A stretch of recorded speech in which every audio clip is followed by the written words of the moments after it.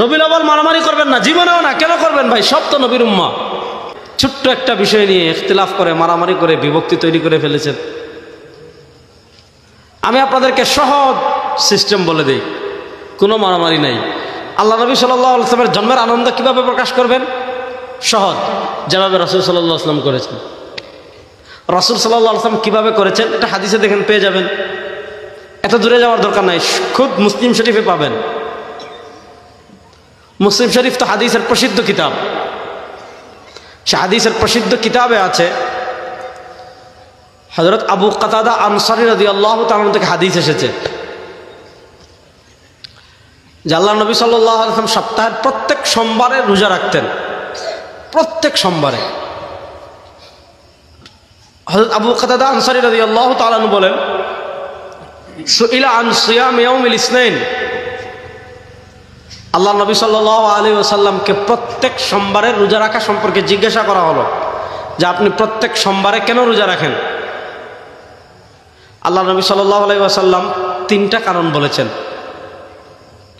এক নম্বর কারণ বলেছেন, ফিহি ওয়ালিদতু, সোমবারে আমি জন্মগ্রহণ করেছি। দুই নম্বর বলেছেন, ফিহি উবআসু আলাইয়া, সোমবারে আমার উপর প্রথম ওহী আসছে। এই দুইটা কারণ আসলে মুসলিম শরীফে। আর শামাইলে তিরমিজিতে 3 নম্বর কারণ আসছে। আল্লাহ নবী বলেছেন, তুরাদুল আমাল, সোমবারে বান্দার আমল আল্লাহর কাছে পেশ করা হয়। ইন্নী উহিব্বু আন উরাদা আমালি ওয়া আনা সাইম, আল্লাহ নবী সাল্লাল্লাহু আলাইহি ওয়াসাল্লাম বলেছেন, আমি এটা পছন্দ করি যে আমার আমল এমনভাবে আল্লাহর নিকট পেশ করা হোক যে আমি রোজাদার। এই 3 কারণে আল্লাহ নবী সাল্লাল্লাহু আলাইহি ওয়াসাল্লাম সোমবারে রোজা রাখতেন। একটা হলো জন্ম তারিখ, আরেকটা হলো জন্ম বার। আল্লাহ নবী সাল্লাল্লাহু আলাইহি ওয়াসাল্লামের জন্ম বার হলো সোমবার। জন্ম বার আসে সপ্তাহে একবার, আর জন্ম তারিখ আসে বছরে একবার। ভালো করে বুঝেন, জন্ম বার আসে সপ্তাহে একবার, আর জন্ম তারিখ আসে বছরে একবার। 12 তারিখের পক্ষে যেমন অনেক মতামত আছে, 8 তারিখের পক্ষেও অনেক মতামত আছে। ওটা আমি বাদ দিলাম। ধরেন 12 তারিখ। 12 তারিখ এটা বছরে আসবে একবার, রবিউল আউয়ালে একবার আসবে, আর সারা বছর একবারও আসবে না। কিন্তু জন্মের বার হলো সোমবার। সোমবার প্রত্যেক সপ্তাহে আসে। আল্লাহ নবী সাল্লাল্লাহু আলাইহি ওয়াসাল্লাম তার জন্মের শুকরিয়া স্বরূপ প্রত্যেক সোমবারে রোজা রাখতেন। তারিখ আছে বছরে একবার, আর বার আসে সপ্তাহে একবার। আল্লাহ নবী সাল্লাল্লাহু আলাইহি ওয়াসাল্লাম তার জন্মের শুকরিয়া স্বরূপ বছরে 54 দিন রোজা রাখতেন। অর্থাৎ প্রত্যেক সপ্তাহে যদি সোমবার একবার আসে, তাহলে কোনো সপ্তাহ হয় 4 সপ্তাহ, কোনো মাস হয় 4 সপ্তাহে, আবার কোনো কোনো মাসে 5 দিনে সোমবার হয়, 5 সপ্তাহ হয়। তাহলে 12 4 12 48, আরও 4-5 দিন বাড়ে, মোট 52 থেকে 53 দিন বা 54 দিনও আল্লাহ নবী সাল্লাল্লাহু আলাইহি ওয়াসাল্লাম তার জন্মের শুকরিয়া স্বরূপ রোজা রাখতেন। এখন আপনার জন্য করণীয় কি? কোনো মারামারিতে যাওয়ার দরকার নাই, কোনো ঝগড়াঝাটি করার দরকার নাই, একজন আরেকজনের বিরুদ্ধে ফতোয়াবাজিও করার দরকার নাই, একজন আরেকজনের বিরুদ্ধে টিটকারি করার দরকার নাই। আপনি নিবৃত্তে তাই করেন যা নবী করিম সাল্লাল্লাহু আলাইহি ওয়াসাল্লাম করেছেন।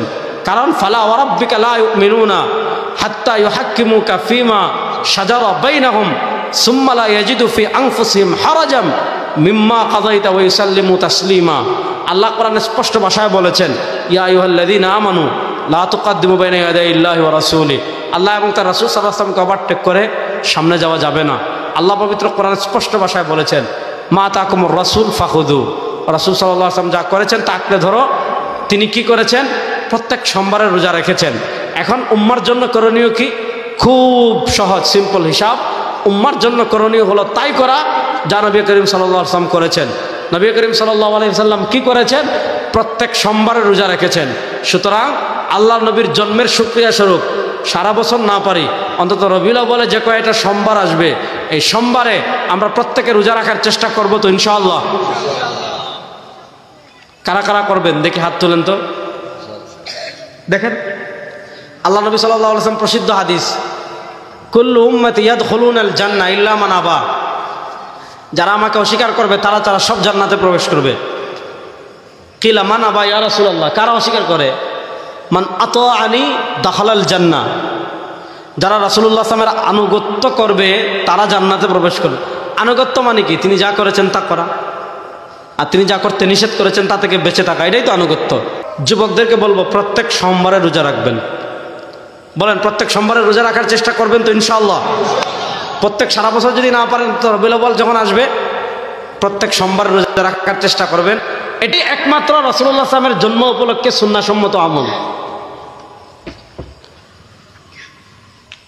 এছাড়া সুন্নাহসম্মত আর কোনো আমল নাই।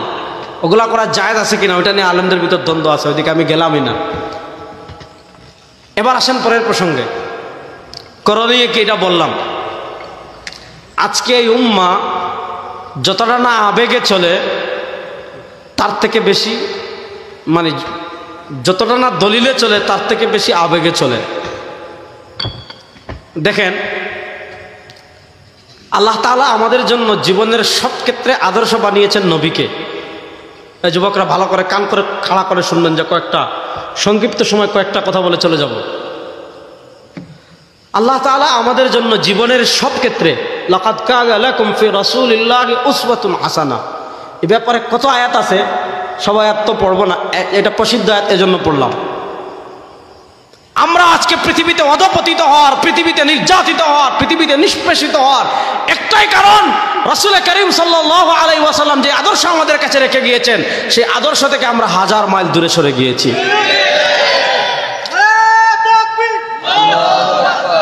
মাশাআল্লাহ। চাচাবাজ বুঝলে তো? কথা ভালো করে বুঝেন। আজকে রবিউল আউয়াল আসলে আমরা খাবার দাবার নিয়ে কি বিশাল আয়োজন। ঈদে মিলাদুন নবী আছে কিনা এটা নিয়ে মারামারি করতে করতে নাই, মানুষকে খাওয়ানো যাবে কিনা এটা নিয়ে মারামারি করতে নাই রে ভাই। কথা হলো কতটুকু কার মধ্যে নবীর আদর্শ আছে খবর নেন। আপনি যে দেশে বাস করেন সে দেশের সংবিধানে নবীর আদর্শ নাই, বিচার ব্যবস্থায় নবীর আদর্শ নাই, অর্থনীতিতে নবীর আদর্শ নাই, রাষ্ট্র পরিচালনায় নবীর আদর্শ নাই, রাষ্ট্রের কোথাও নবীর আদর্শের সিটে ফুটাও নাই। আপনি মারামারি করতে করতে শেষ। প্রশ্ন হলো আপনি যদি এটা নিয়ে মারামারি করেন, রাষ্ট্রে নবীর আদর্শ বাস্তবায়ন করবে কে? বিচার ব্যবস্থায় নবীর আদর্শ বাস্তবায়ন করবে কে? অর্থনীতিতে নবীর আদর্শ বাস্তবায়ন করবে কে? রাজনীতিতে নবীর আদর্শ বাস্তবায়ন করবে কে? ইহুদিরা আইসা